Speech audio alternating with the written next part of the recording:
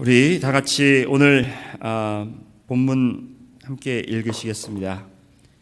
이제 에베소서 강해가 오늘 그리고 다음 주로 막을 내리게 됩니다.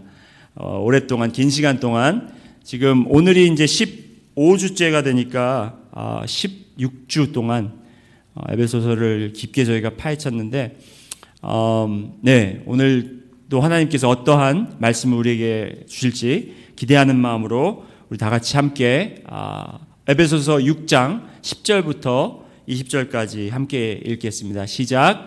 끝으로 너희가 주 안에서와 그 힘의 능력으로 강건하여지고 마귀의 간계를 능히 대적하기 위하여 하나님의 전신갑주를 입으라.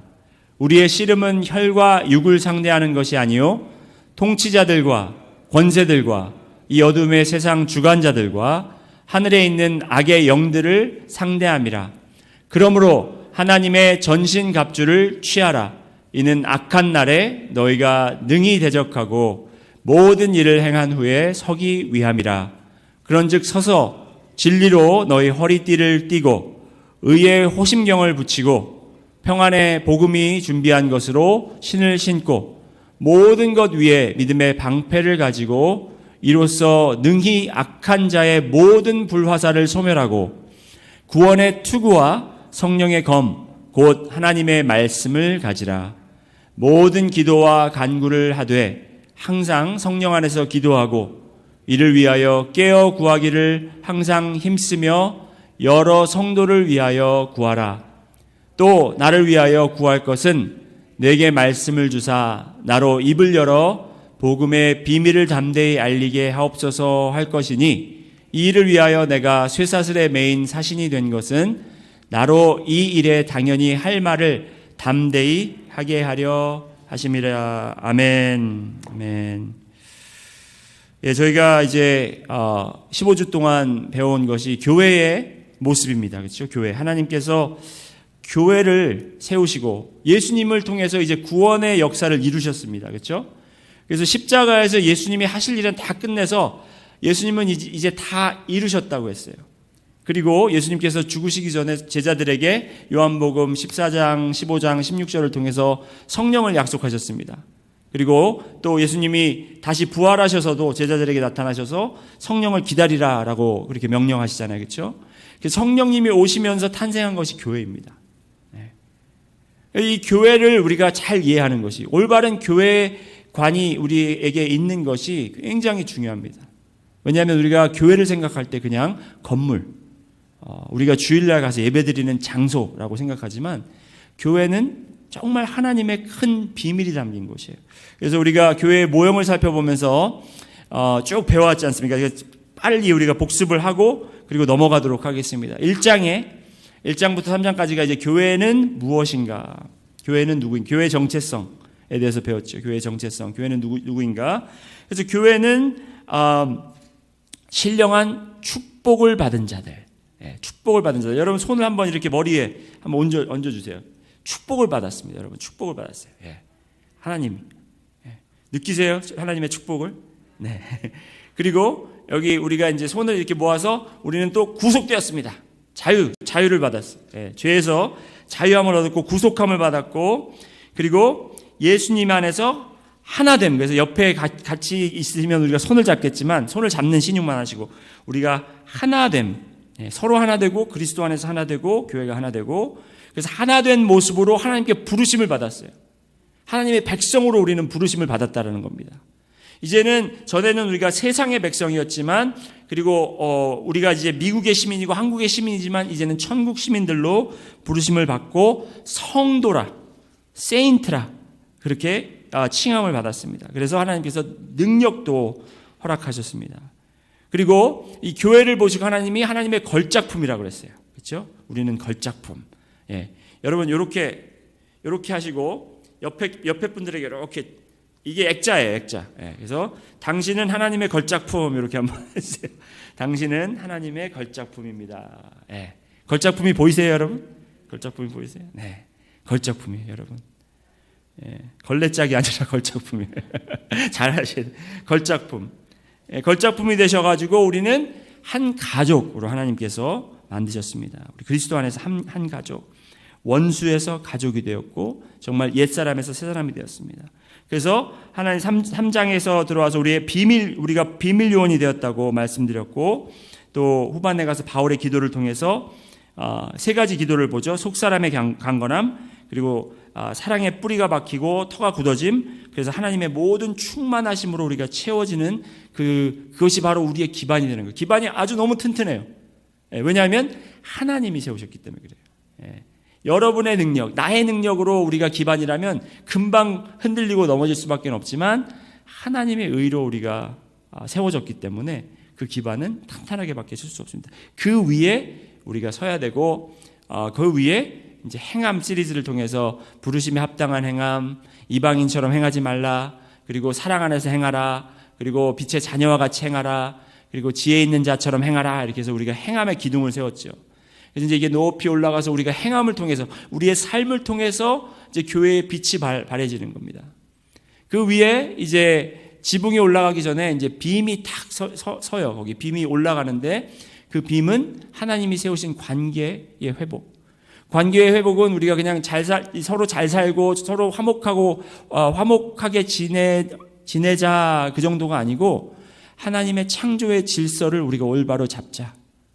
하나님은 질서 있으신 하나님이시기 때문에 남과 여자를 구분하시고 남편과 아내를 구분하시고 교회에서도 장로와 집사와 성도와 나이 든 자와 젊은 자들을 구분하신 것처럼 하나님께서는 분명히 이렇게 질서를 세워놓으셨는데 그 질서를 무너뜨리려고 하는 것이 이 사탄의 계획이고 그 계략에 우리가 점점 빠져들어가고 있다는 것을 우리가 지난주에 배웠습니다. 이 관계를 우리가 회복하는 것이, 그래서 올바른 관계를 통해서 지금 우리가 새벽에 또 베드로전서를 배우지 않습니까? 베드로전서에도 그런 관계에 대해서 정확하게 베드로도 이해하고 베드로 그 유대 교회에 그렇게 베드로가 편지를 하는 것을 우리가 볼 수 있습니다. 이제 오늘은 마지막 단계로 이 위에 여러분 이렇게 그냥 건물이 딱 세워지기만 하면 여러분 위에가 뻥 뚫렸으니까 어떻게 되겠어요? 거기에 비가 오면 빗물이 떨어지고 햇빛이 너무 뜨거우면 그 햇빛 때문에 다 타고 더위에 못 견디고, 그래서 그 위에 지붕이 올라가야 되겠죠. 네, 바로 그 지붕이 전신갑주. 오늘 배울 그 전신갑주, 하나님의 전신갑주. 그래서 이 하나님의 전신갑주를 입으라 한 이유는 뭐냐면 이 위에 우리가 보이지 않는, 우리가 알지 못하는 이 영의 세계에 있는 이 전쟁 때문에 그 전쟁에서 그 영적 공격을 우리가 받을 때, 악의 영들이 우리를 공격할 때 그것을 보호해주고 그걸 막아서 싸울 수 있는 것이 바로 이 전신갑주라는 것입니다. 그래서 교회가 이 전신갑주까지 잘 세워져야 튼튼하게 설 수 있는 겁니다. 아시겠습니까, 여러분? 제가 그리스하고 거길 가보니까 건물들이 다 이렇게 생겼더라고요. 생긴 게. 고대 건물들이 이렇게 생겼잖아요. 주로 기둥들이 이렇게 동그랗게 서 있고 그 위에 지붕이 이렇게 서 있는데 그 모습을 아마 상상해 보시면 됩니다. 그래서 이 건물을 생각하시면서 에베소서를 딱 이렇게 흡수하시면 돼요, 여러분이. 흡수하시면 되고, 오늘 이제 이 전신갑주에 대해서 우리가 말씀을 나눌 텐데, 이 전신갑주가 우리가 필요한 이유는 뭐냐면 사도 바울이 에베소 교회에게 편지를 마치면서 이렇게 이야기합니다. 끝으로 너희가 주 안에서와 그 힘의 능력으로 강건하여지고 마귀의 관계를 능히 대적하기 위하여 하나님의 전신갑주를 입으라. 이걸로 잘 막아라. 우리가 보이지 않는 영적 세계가 있습니다, 여러분. 그것은 우리가 빛의 자녀로 오기 전부터 이미 시작됐습니다. 그렇기 때문에 우리는 그것을 분명히 알아야 할 필요가 있습니다. 그래서 우리의 씨름은 혈과 육을 상대하는 것이 아니요 통치자들과 권세들과 이 어둠의 세상 주관자들과, 이 말이 쭉 나오지 않습니까? 자, 우리는 이런 전신갑주를 입어야 하는데 어떤 것을 입느냐 해서 전신갑주의 하나하나 도구를 보는 것도 중요하지만 왜 입어야 하는가도 역시 중요합니다. 그렇기 때문에 우리가 이것을 살펴볼 텐데 오늘 세 가지로 나누어서 보겠습니다. 영적 전쟁에 대해서 우리가 보겠는데, 첫 번째, 우리의 싸울 대상은 누구인가? 우리가 적을 알아야, 그 적이 누구인 줄 알아야 제대로 준비를 하고 맞서 싸울 것이 아닙니까? 그렇죠? 때로는 우리가 서로 성도끼리 적이 될 때가 있고, 성도와 목사가 적이 될 때가 있고, 이 교단과 저 교단이 적이 될 수가 있습니다. 그렇지만 우리의 싸울 대상은 분명히 누구인지를 우리가 알아야 될 것이고, 두 번째는 그럼 우리의 싸움은 어떤 싸움인가? 이게 해군 전쟁인가, 육군 전쟁인가, 공군 전쟁인가? 그걸 파악해야 되잖아요. 그렇죠? 그 월남 전쟁은 그 게릴라 전쟁이었잖아요. 그 숲에서, 정글에서. 그리고 또 평민들이 누가 진짜 적인지도 모르게끔 그렇게 싸우는 것을 파악을 못했기 때문에 많은 군사들이 지원이 됐지만 결국에 그 전쟁에서 승리를 하지 못했던 거예요.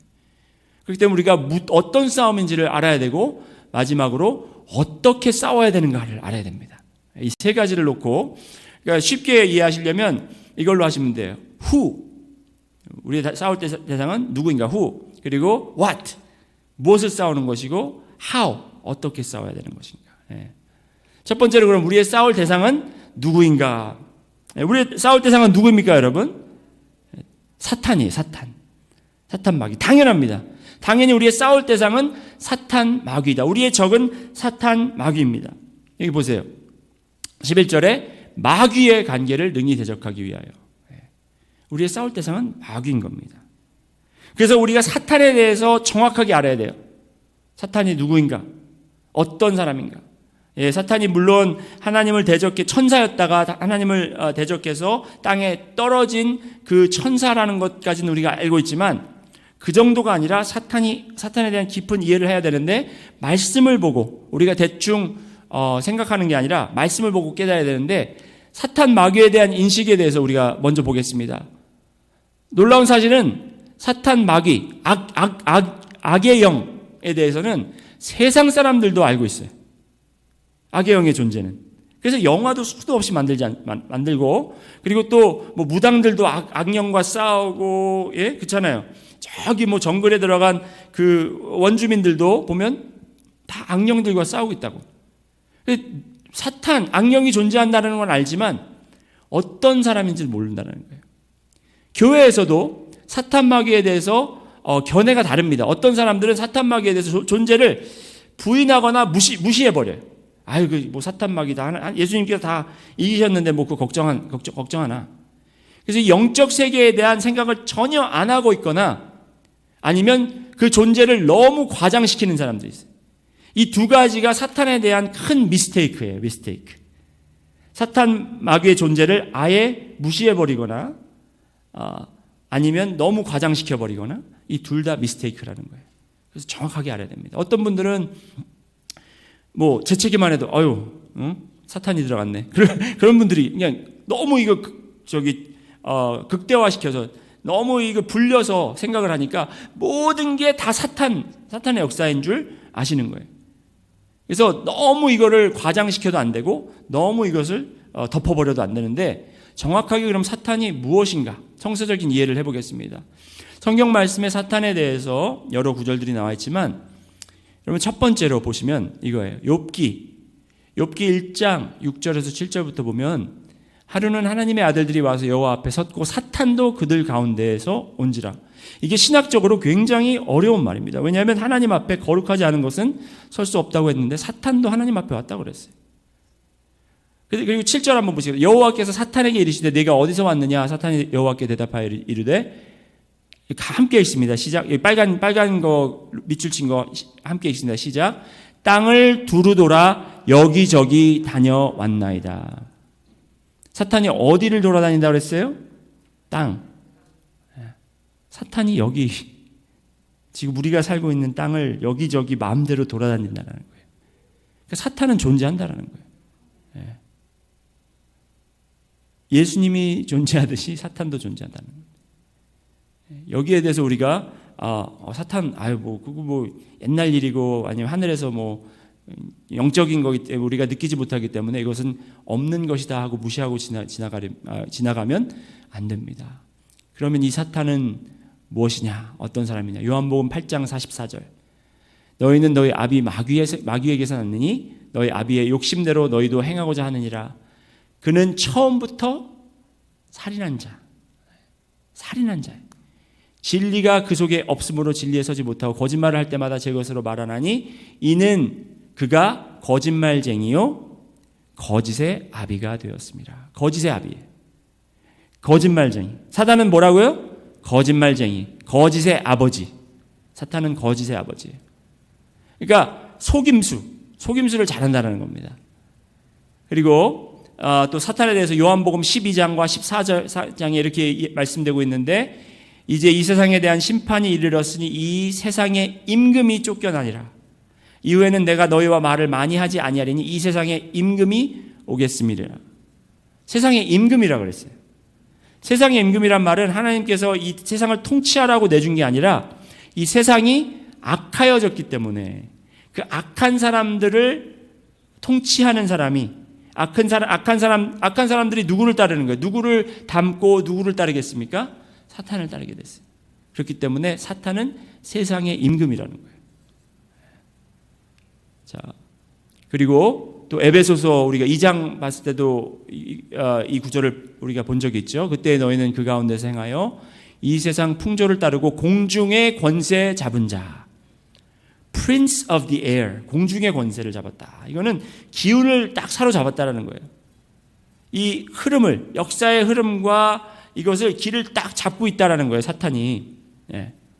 하지만 우리는 두려워하지 않아야 될 것은 무엇이냐면 그러한 사탄의 능력을 우리가 두려워하는 게 아니라 그 능력을 무참히 정말 밟아버릴 수 있는 것이 바로 우리 하나님의 능력이라는 것입니다. 예. 하지만 우리가 이건 알아야 돼요. 공중의 권세 잡은 자, 그렇다면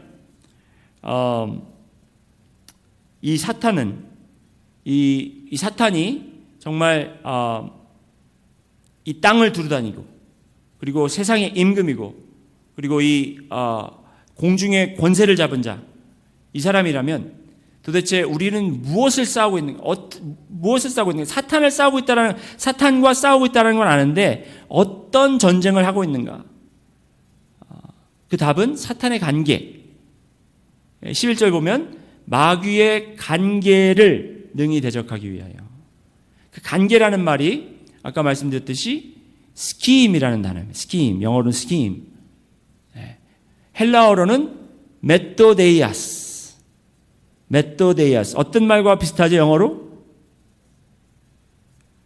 메소드 혹은 한국말로 메서드. 메소드라는 말은 뭐냐면 여러분 추구하는 것을 만들어가기 위해 체계적으로 행하는 거예요. 그러니까 그거를 직접 만들 수는 없어요. 그걸 직접 이룩할 수는 없어요. 하지만 그렇게 그 사람이 스스로 되게끔 옆에서 자꾸 그 공중의 권세, 공중의 그 흐름을 자꾸 이렇게 그 환경을 만들어줘서 그리고 속임수를 써서 그 사람이 사탄이 이루고자 하는 방법으로 모습으로 그렇게 만들어가는 것을 그게 관계라는 거예요. 그걸 지금 우리가 싸우고 있는 거예요.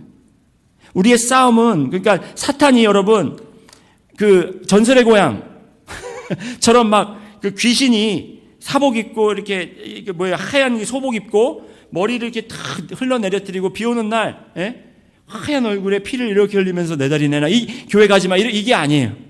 그게 사탄의 계략이 아니에요.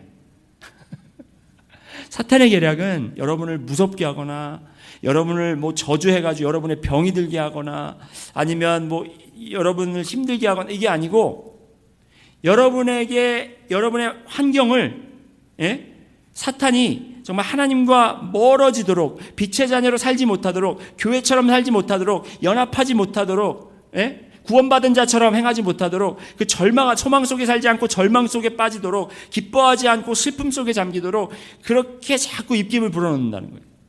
제가 한 예를 들어드릴게요. 이게 잘 될지 모르겠는데 사탄이 여러분 이게 만약에 기타가 여러분이라면 사탄이 여러분을 연주하질 못해요. 사탄이 여러분을 잡고 막 이렇게 행복한 노래 해가지고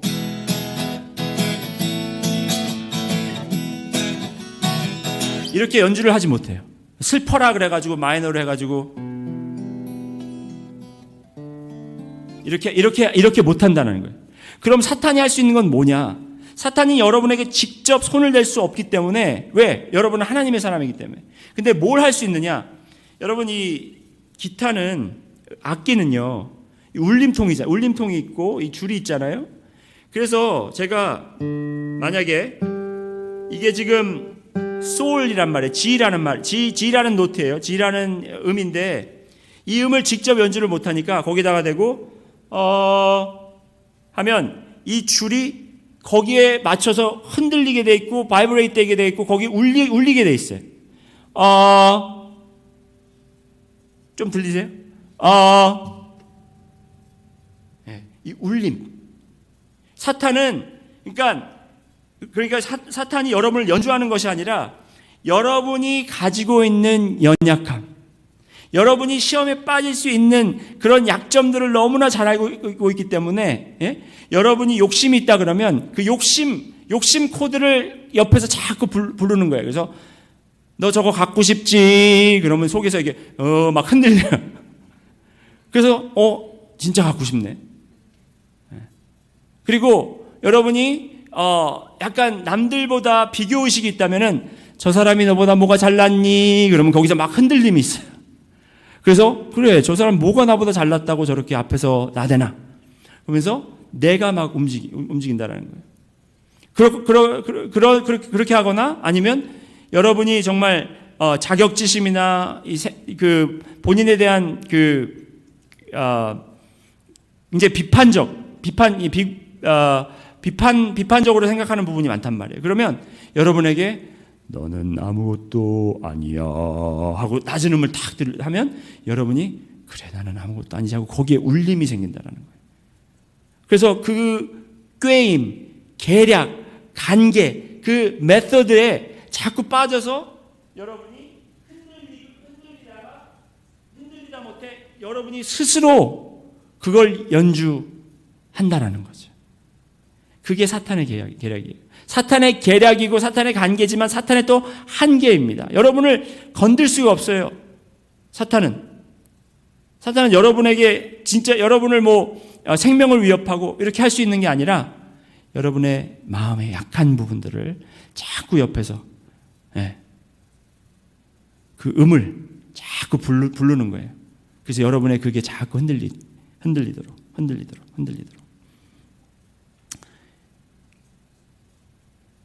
그 관계, 그 흔들림을 우리가 깨닫고 그렇기 때문에 우리가 우리의 연약함을 잘 파악하고 그것을 하나님 앞에 잘 견고하게 붙들고 있는 것이, 붙잡힘을 받는 것이 굉장히 중요하다는 것입니다. 그리고 이제 우리가 씨름하는 것이라고 말씀에 나와 있습니다. 우리의 씨름은, 우리가 싸우는 방법은 씨름이에요, 여러분. 이게 격투기가 아니고 그 권투가 아니고 태권도가 아니고 총싸움이 아니고 우리는 씨름인데 우리의 씨름은 혈과 육을 상대하는 것이 아니에요. 보세요. 여기 통치자들, 따라서 해볼게요. 통치자들, 권세들, 어둠의 세상 주관자들, 하늘에 있는 악의 영들을 상대함이라 했습니다. 자, 보세요. 여기 한번 말씀을 다시 한번 보시겠습니다. 통치자들, 왕들이에요, 왕들. 권세들은 세상의 권세를 갖고 있는 사람들이고, 어둠의 세상 주관자들은 이게 다 악의 영을 이야기하는 것 같지만 꼭 그러한 법은 없습니다, 여러분. 그러니까 세상에 힘을 가지고 있는 사람들, 왕과 그러니까 어둠의 세상을 주관하는 사람들, 그리고 지금 권력을 잡고 있는 사람들, 그 사람들을, 그리고 세상을 통치하고 있는 사람들이 힘을 합해서 하늘에 있는 악의 영들과 힘을 합했다라는 거예요. 그러니까 이것도 유니언이라는 거예요. 하나의, 이것도 합체된 적군. 근데 세력이 엄청나게 셉니다. 왜냐하면 통치자들, 권세들, 어둠의 세상 주관자들, 하늘에 있는 악의 영. 교회가 여러분 하나 되듯이 우리가 에베소서를 통해서 교회는 예수님을 모퉁이 돌로, 예수님의 구원의 약속으로 우리가 하나된 가족이 된 것처럼 악의 세력도, 악의 영, 이 거짓의 아비가 된 이 사탄이 약속한 이 거짓된 약속으로 똘똘 뭉친 통치자들, 권세들, 어둠의 세상 주관자들, 이들이 하늘에 있는 악의 영들과 힘을 합해서 지금 우리와 싸우고 있다는 겁니다. 그러니까 제가 지난주에 말씀드렸잖아요. 지금 우리의 정치의 흐름, 정권의 흐름, 지금 나라의 움직임, 이런 것들이 본인들이 악의 영과 손을 잡고 한다고 깨닫는 것이 아니라 그 사탄이 자꾸 옆에서 하면서 본인들의 욕심에 맞는 그 음을 자꾸 불러대니까 거기에 흔들리다 못해 본인들이 스스로 자기 자신들을 내어준 거예요, 거기에. 그래서 인류 평등, 그래서 좋은 일 하는 것 같죠. 모든 사람들의 평등함, 그다음에 이런 소수파들의 우대, 이런 식으로 막 해가지고 본인들은 의로운 일을 행하는 것 같지만 결국에는 그것은 자기의 욕심 때문에. 그래서 하늘에 있는 악의 영들과 힘을 합해서 지금 하나님의 영역을 침투하고 있고 하나님의 교회를 지금 무너뜨리려고 그렇게 하는 거예요. 그러니까 지금 이게 전혀 이상하지가 않아요. 한국에서 나이트클럽은 아직도 여는데 교회는 문을 닫게 하는 이런 것들이 전혀 이상할 게 없어요. 왜? 그들은 어젠다가 있기 때문에. 이 사람들은 어젠다가 있다라는 거예요. 행해야 될 일들이, 계획이 있다라는 겁니다. 그것이 바로 뭐냐면 그리스도인들을 다 짓밟아 버리면 본인들의 세상, 본인들이 원하는 세상을 세울 수 있다라는 생각을 갖고 있기 때문에. 그것이 사단이 그들에게 정말 모르는 사이에 약속하고 자꾸 거짓으로 그것을 진짜인 양 그렇게 받아들이게 만들었다라는 것입니다. 그래서 이 사람들은 정말 이 거짓된 모습의 세상을 만들어가고 있고 자꾸 약속하고 있다라는 것입니다.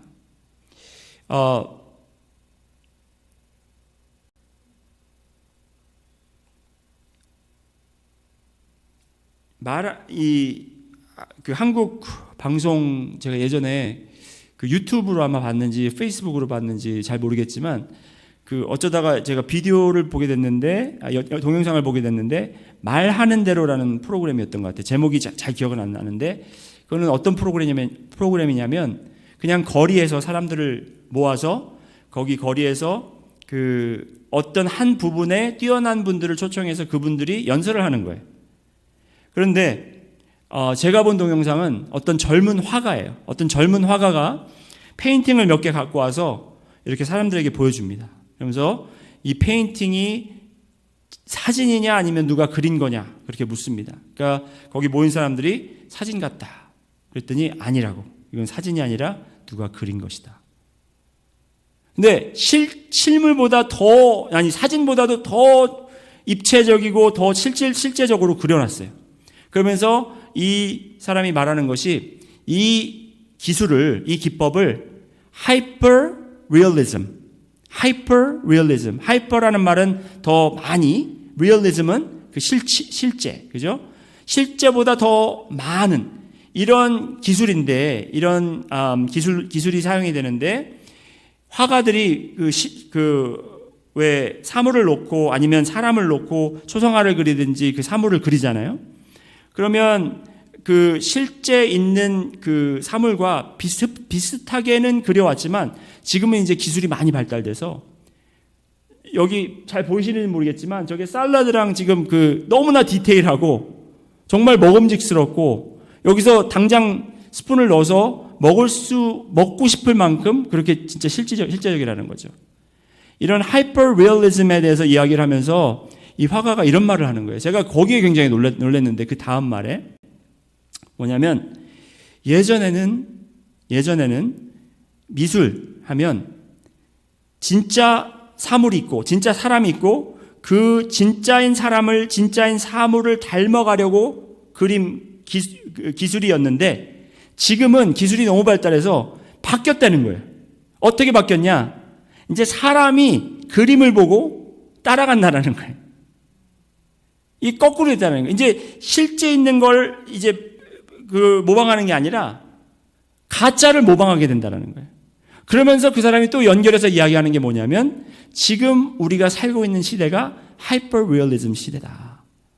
그래서 이런 소셜 미디어, 페이스북이나 이런 걸 보면 우리가 정말 사는 삶을 반영시키는 게 아니라 거기에 나온 걸 그대로 살기 위해서, 그러니까 누가 뭐 어디 아름다운 해변 가서 놀고 있는 걸 보면 나도 저렇게 하고 싶다. 그래서 그걸 모방하게 된다는 거예요. 그러니까 실제로 나의 모습이 반영되는 게 아니라 어떠한 그림을 그려놓고 거기에 맞춰 살도록 그렇게 살아가게끔 하는 게 지금 시대다. 이분이 믿는 분인지 아닌지는 모르겠지만, 그리고 굉장히 젊은 분인데 이런 엄청난 깊은 깨달음을 갖고 있더라고요. 제가 이걸 보면서 놀랐어요. 그래, 맞다. 바로 이것이 사단의 계략이다.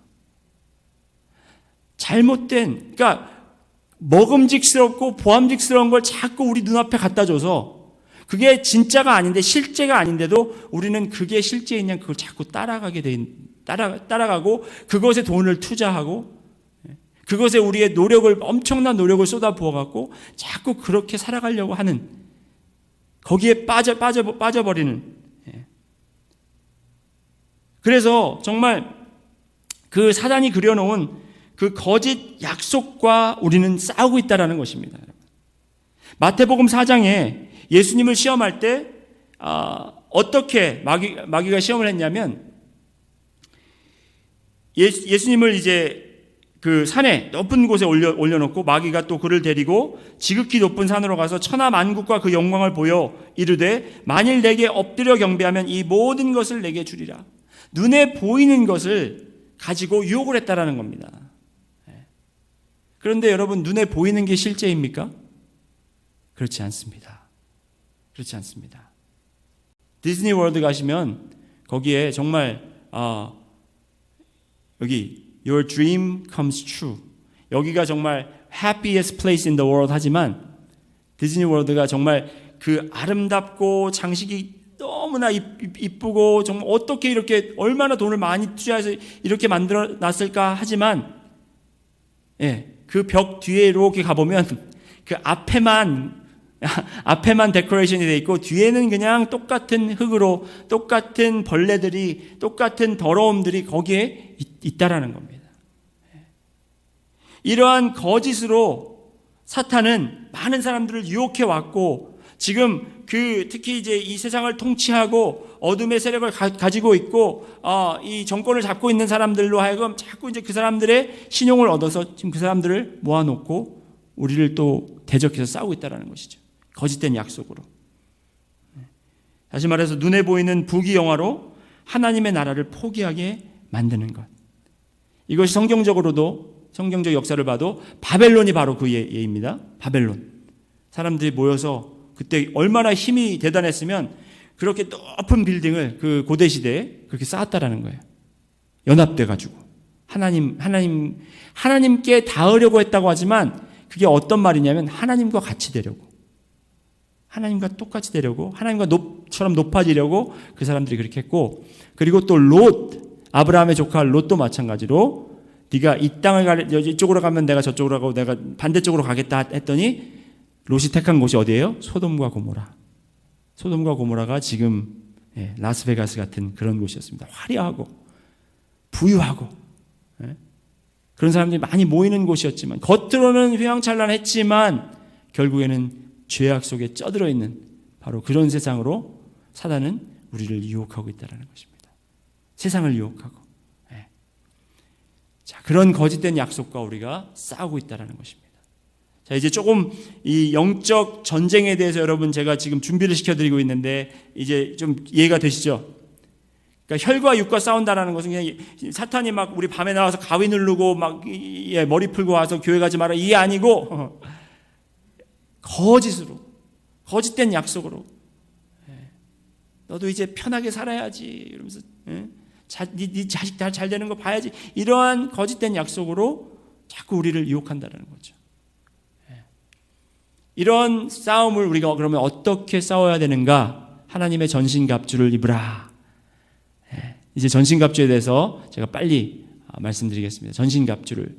그러므로 하나님의 전신갑주를 취하라. 이는 악한 날에 너희가 능히 대적하고 모든 일을 행한 후에 서기 위함이라. 그런즉 서서 진리로 너희 허리띠를 띠고 의의 호심경을 붙이고 평안의 복음이 준비한 것으로 신을 신고 모든 것 위에 믿음의 방패를 가지고 이로써 능히 악한 자의 모든 불화살을 소멸하고 구원의 투구와 성령의 검 곧 하나님의 말씀을 가지라. 상징적으로 지금 사도 바울이 이야기한 거죠. 상징적으로. 근데 이게 어떤 상징이냐 보시기 바랍니다. 전투를 나가기 전에 용사가 이제 군인이 이러한 투구를 갑옷을 입습니다. 첫 번째 이 허리띠를 이야기하는데 이 허리띠가 진리의 허리띠라고 그랬습니다. 진리의 허리띠라는 것은 무엇이냐면 허리띠의 이 역할을 보면 돼요. 허리띠의 역할은 이 모든 갑옷을 그냥 다 입었다고 생각해 보세요. 입었는데 허리띠가 없으면 중심이 잡히지 다 흘러내린다든지 이게 흔들흔들거려서 싸우지 못합니다. 그렇기 때문에 진리로 이게 잘 secure 돼야 되는 거예요. 진리로 이게 잘 잡혀 있어야 된다는 건데 이 진리가 무엇이냐면 여러분 요한복음 14장 6절에 내가 곧 진리요 생명이니 예수님이 곧 진리라는 것입니다. 이 세상에 지금 싸움이 뭐냐면 무엇이 진리냐 무엇이 진리냐 과학이 진리냐 역사가 진리냐 아니면 나의 논리가 진리냐 진리는 없다. 내가 생각하는 게 내가 느끼는 게 진리다 할 때 우리 신앙인들이 우리 교회가 분명히 꽉 사로잡혀서 흔들림 없어야 되는 부분이 바로 이 진리 예수 그리스도만이 진리다. 그러니까 뭐 이 책을 신앙서적들도 그래 신앙서적들이 너무나 많은데 제가 신앙서적을 좋아하지만 또 많이 좋아하지 않는 이유가 뭐냐면 우리는 신앙서적을 보고 믿음이 생기면 안 되고 성경 말씀 예수님을 통해서 우리는 이 진리에 사로잡혀야 된다는 것입니다. 그래서 제가 말씀에서 많이 벗어나지 않는 이유도 사탄에 대해서도 사실 그 신학적 그 원리가 얼마나 많은데 그렇지만 말씀 안에서 이렇게 말씀드리는 것이 뭐냐면 그 진리 예수님이 말씀하신 것 예수님이 하신 것 그것을 따라가면 우리가 이 진리에 사로잡힐 것이고 그 다음에 의의 호심경은 뭐냐면 이 breastplate 이 앞을 딱 가려주는 여기에 뭘 가려줍니까? 심장 그리고 배 안에 있는 모든 이 내장 여기에 창이 찔리거나 칼에 찔리거나 화살에 맞으면 여러분 피를 많이 흘리고 즉사하게 돼요. 그렇기 때문에 우리가 이것을 입는 이유는 뭐냐면 보호하기 위해서. 근데 뭐로 보호하느냐? 의로. 우리 로마서 배우면서 로마서 강해 통해서 주일날 우리 목사님께서 계속 주장하시는 것이 의입니다. 하나님의 의. 이 하나님의 의라는 것이 무엇이냐면 나의 의가 아니고 하나님의 의, 오직 하나님의 의. 그러니까 내가 자꾸 주장하고 싶어요. 내가 잘한 것, 내가 조금 의로운 것, 그걸 자랑하고 싶고 거기에 교만에 빠지기 쉽지만 오직 하나님의 의에 사로잡혀 있는 자들은 어떠한 창이 날라와도 그걸 막아낼 수 있다는 거죠. 그리고 세 번째가 복음의 신발. 이 복음의 신발은 여러분 그냥 복음이 아니라 평화의 복음의 신발이라고 그렇게 성경은 이야기하고 있습니다. 보호나 공격의 차원이 아닌 적의 영역을 향해 앞으로 전진할 수 있고 나갈 수 있게 하는 것이 바로 이 신발이고 바로 복음이라는 것입니다. 적의 계략에 맞서서 앞으로 전진할 수 있는 것이 바로 이 평화의 복음이라는 것입니다. 그래서 우리를 앞으로 전진케 하는 것, 나가게 하는 것, 그것은 바로 이 신발이라는 것이죠. 신발 없이 싸움터에 나가지 못합니다. 지난주에 저희가 차를 타고 왔는데 와서 보니까 저희 막내 신발을 안 갖고 온 거예요. 주일날. 그래가지고 신발 안 갖고 와가지고 저기서부터 안고 들어왔어요. 신발이 없으면 갈 수가 없는 거예요, 어디를. 그러니까 우리가 교회가 복음의 신발을 신어야 되는 이유는 뭐냐면 여러분 지금 이런 어려운 상황 속에서 우리는 복음의 신발을 신어야 되고 사도 바울도 감옥에 있지만 복음의 신발을 벗지 않은 이유고 계속 복음을 외친 이유가 뭐냐면 우리는 이 복음의 신발을 신고 외쳐야 하고 나가야 하는 그런 우리의 사명이 있기 때문에. 그리고 믿음의 방패. 여러분 방패의 역할은 말씀을 드리지 않아도 잘 아시겠습니다. 공격을 막는 거죠. 창과 칼 막는 역할을 하는데 방패에서 우리가 한 가지 알아야 되는 중요한 사실은 개인적으로 싸울 때도 방패가 중요하지만 이게 함께 싸울 때 더 큰 역할을 합니다. 함께 싸울 때. 왜냐하면 우리는 눈이 앞에만 달려 있고 방패로 뒤에 막을 수 있겠어요. 내가 앞을 막을 수 없고 위를 막을 수 없기 때문에 함께 우리가 싸울 때 화살이 그 적군들이 화살을 막 수천 개를 쏜단 말이에요. 그러면 혼자 이걸 다 막을 수 있겠어요? 아니에요. 영화에서 혹시 보셨는지 모르겠어요. 군인들이 딱 저기 장군이 명령하면 타타타타닥 일사불란하게 서가지고 이제 앞에 있는 사람들이 탁 앉아서 방패를 이제 밑에 줄을 쫙 깝니다. 그 위에 또 그 다음 줄이 와서 쫙 깔고 착착착착 해가지고 그 하나의 요새처럼 이렇게 만들어놔요. 그러면 이 화살이 비처럼 쏟아져도 그것을 막는 역할을 한다는 거죠. 앞, 뒤, 위, 옆. 이것은 함께하는. 그러니까 구원의 투구라고 믿음의 방패라고 했는데 이 믿음의 방패는 우리가 믿음으로 하나가 된 우리 교회가 함께 싸워가면서 믿음이 약해진 자들을 우리가 어떻게 해야 되죠? 믿음이 약한 자들을 우리가 넘어뜨리면 어떻게 되죠? 연잣돌을 목에 메고 떨어져야 되듯이 우리는 믿음이 약한 자들을 함께 도와서 가야 되는 것처럼 믿음으로 우리는 함께 싸워야 되는 것입니다. 그 다음에 투구. 이 투구는 투구 역할을 역시 머리와 얼굴 부분을 보호해주는 것인데 머리에 타격을 입는다면 그 역시 큰 부상이나 죽음에 이르게 됩니다.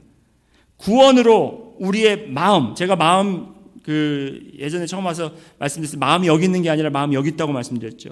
우리의 마음을 보호해야 됩니다. 구원, 나는 구원 얻은 자다. 나에게는 이미 구원이 있다. 왜냐하면 인간이 가장 두려워하는 것, 죽음.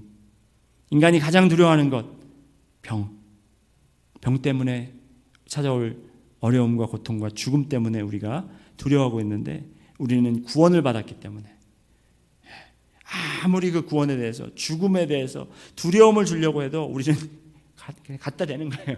그래 쳐봐라. 내가 넘어지나. 왜? 우리는 구원의 투구가 있기 때문에.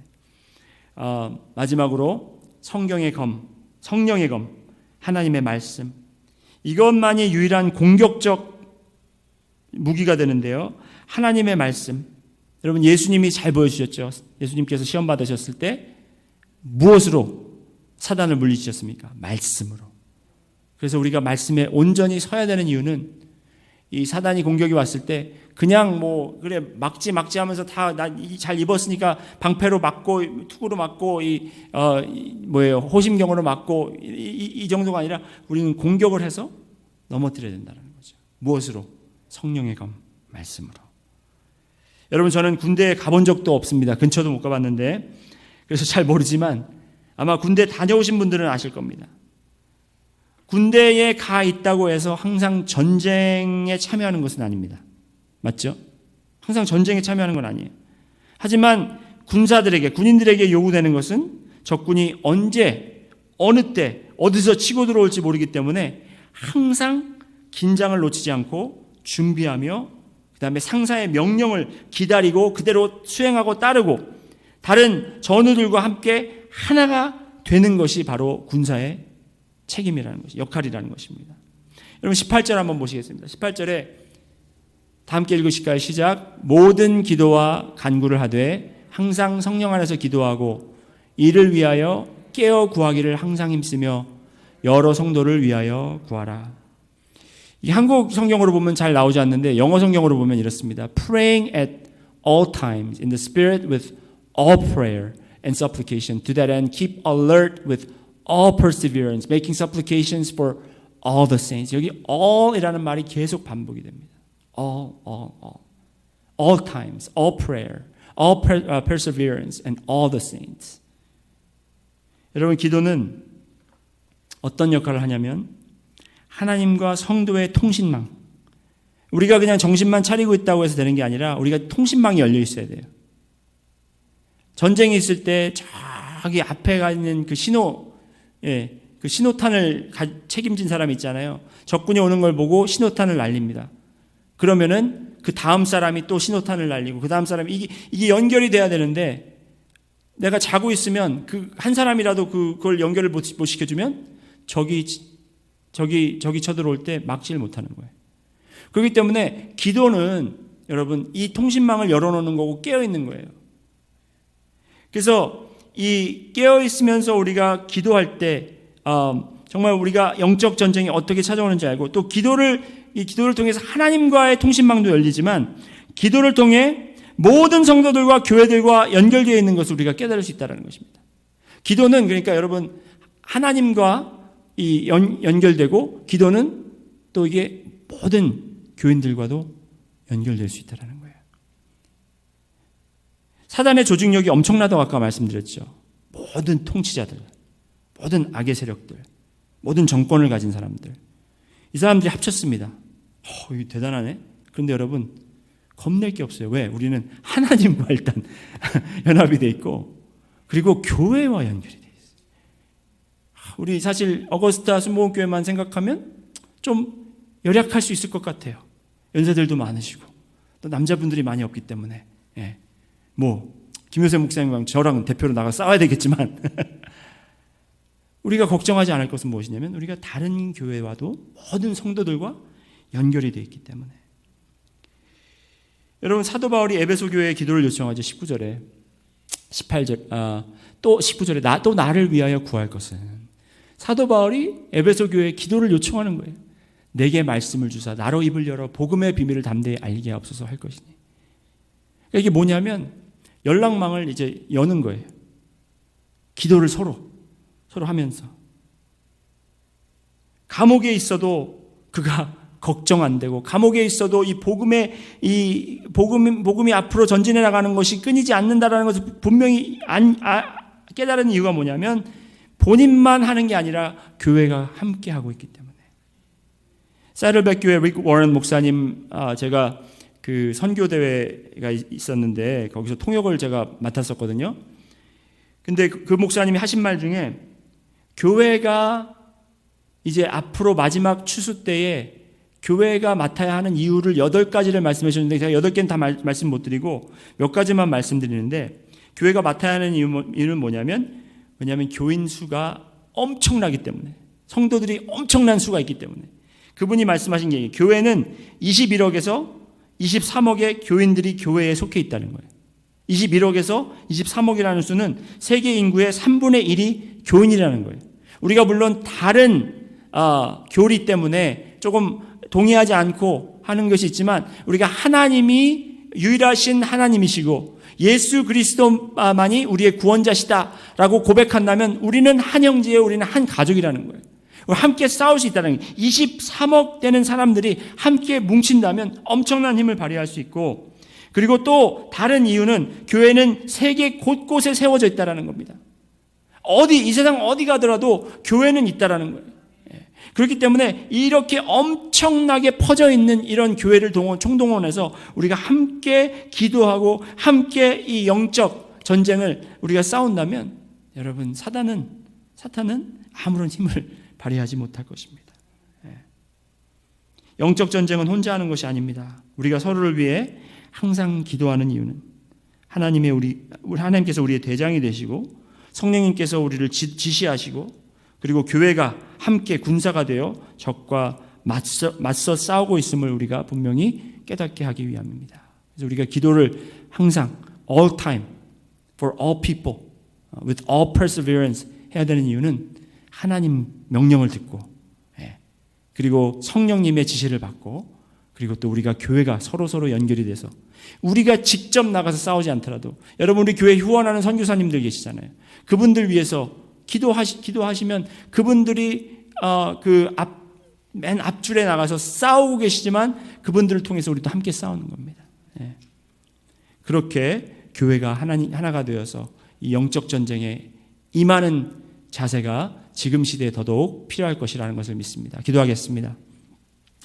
사랑해 주님, 우리에게 영적 전쟁에 대해서 다시 한번 깨닫게 해주시면 감사합니다. 주님, 우리가 영적 세상이라고 해서 너무 모른다고 해서 이것을 굉장히 미화시키거나 아니면 굉장히 fantasiz하게 만들 수 있지만, 아버지, 우리가 성경대로 본다면 정말 이것은 무서운 것이고 이것은 지금 우리가 피부로 느낄 수 있는 것이라고 우리는 분명히 믿습니다. 주님, 특히 지금 이때 2020년을 마감하는 지금 이때에 더욱더 이 사단의 세력들이 커지고 있고, 그 세력들의 이 압박감이 저희에게 정말 크게 느껴질 그런 순간입니다. 주님, 이럴수록 교회가 하나 될 수 있도록 인도해 주시고, 이럴수록 우리가 견딜 수 있도록 하여 주시옵시고, 이럴수록 우리가 진리의 허리띠를 단단히 매어서 흔들림 없도록 인도하여 주시옵시고, 이럴 때일수록 우리가 무장되어서 맞서 싸울 수 있도록 주여 인도하여 주시옵소서. 감사드리며 예수님 이름으로 기도드렸습니다. 아멘. 하늘에 계신 우리 아버지, 이름이 거룩히 여김을